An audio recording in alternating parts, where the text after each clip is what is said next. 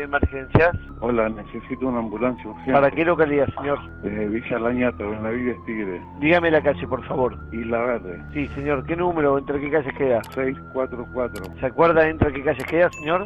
Entre el Faro y la Beatriz. Bien. ¿Qué sucede, señor? No sé, hay una chica que se desmayó. ¿Dentro de su casa o en la calle? Sí, dentro de la casa y parece que no respira. Bien. ¿Qué edad puede tener la chica, señor? 35. Correcto, señor. ¿Su nombre cuál es? El suyo. Gonzalo. Corto y transmito de inmediato, Gonzalo. Buenas noches. Por favor, chao.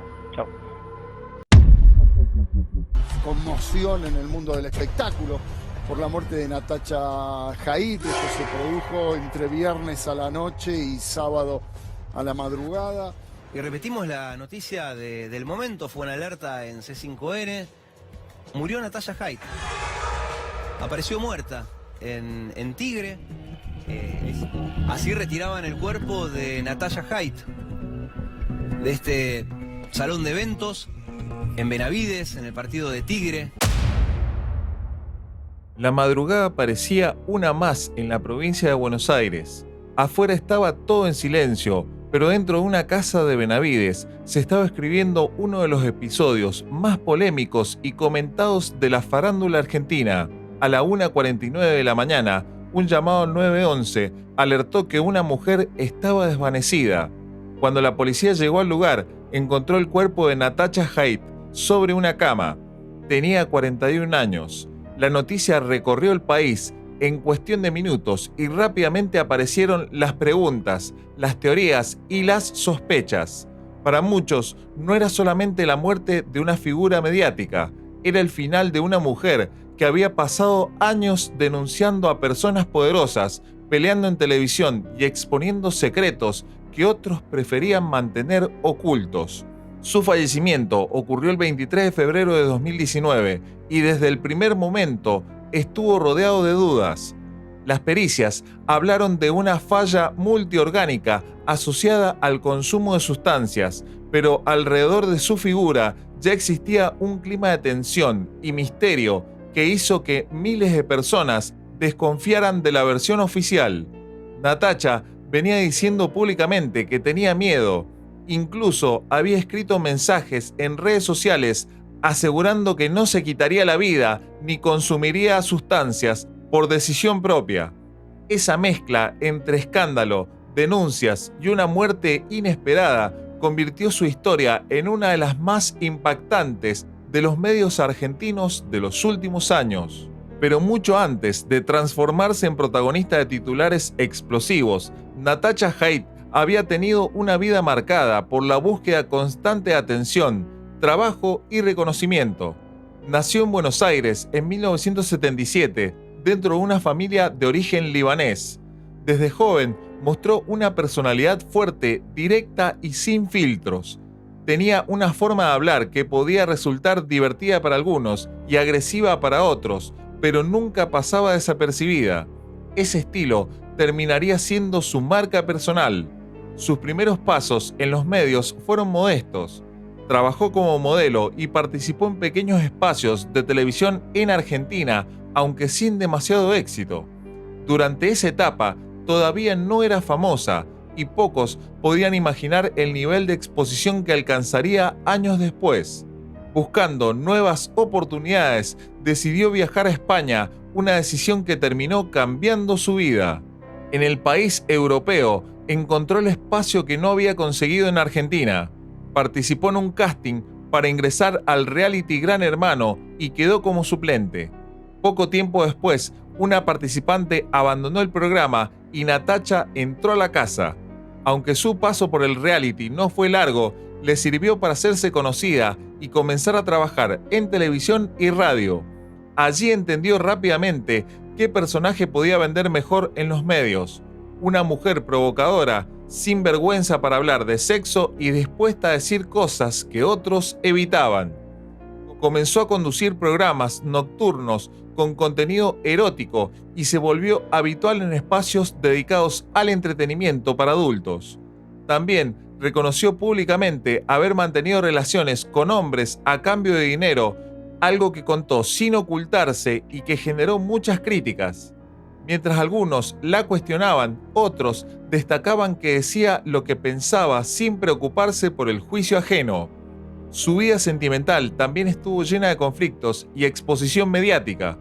Tuvo una hija con un exfutbolista poco conocido y años más tarde un hijo con el actor Adrián Yospe, que además era familiar suyo. La muerte de Yospe por cáncer provocó una fuerte pelea entre Natacha y la familia del actor. Las discusiones terminaron apareciendo en programas de televisión y revistas, algo que se volvería común en la vida de ella. Entonces no te metas, payaso. No te metas, borracho. Cuando regresó a Argentina, ya sabía cómo llamar la atención. Uno de sus primeros grandes momentos televisivos ocurrió durante un programa de Chiche Helblum, donde simuló un orgasmo en vivo mientras promocionaba un festival de cine erótico. La escena causó un enorme revuelo y desde entonces pasó a formar parte de la televisión de espectáculos. Ese episodio le abrió puertas en la calle Corrientes y comenzó a trabajar junto a Gerardo Sofovich, uno de los hombres más influyentes del espectáculo argentino.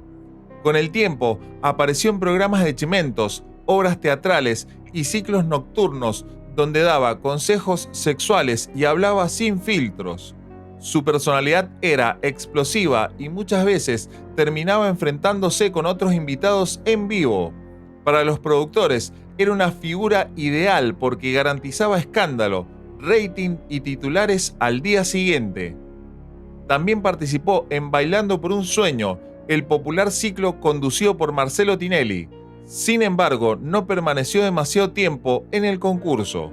Su personalidad chocaba constantemente con otros participantes y jurados. Aún así, cada aparición suya generaba repercusión. Uno de los momentos más recordados de su carrera ocurrió cuando aseguró haber tenido encuentros sexuales con Mauricio Macri mucho antes de que llegara a la presidencia. La declaración provocó una enorme polémica y volvió a colocarla en el centro de la escena mediática. Natacha parecía vivir entre conflictos permanentes, acusaciones y peleas públicas. Pero el escándalo que más impacto tuvo llegó en 2017, cuando difundió conversaciones y fotos relacionadas con el exfutbolista Diego Latorre. Ella afirmó haber mantenido una relación con él mientras estaba casado con Janina Latorre. La historia explotó en todos los programas de televisión. Durante semanas no se habló de otra cosa. Natacha daba entrevistas constantemente y disfrutaba ocupar el centro de la discusión pública. Desde ese momento, la enemistad con Janina Latorre se volvió total. Sin embargo, la etapa más delicada de su vida comenzó en 2018.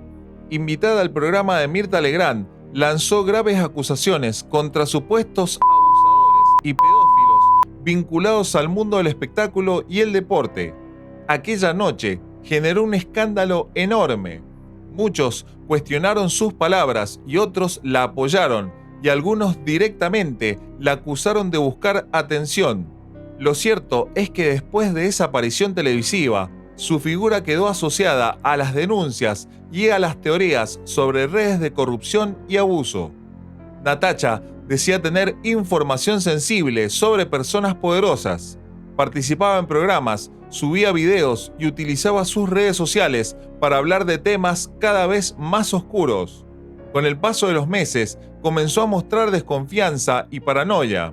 Aseguraba que podían hacerle daño y repetía que temía por su vida. Al mismo tiempo, enfrentaba problemas personales y económicos. Su relación con muchos medios era conflictiva. Algunos productores dejaron de invitarla porque consideraban que era impredecible.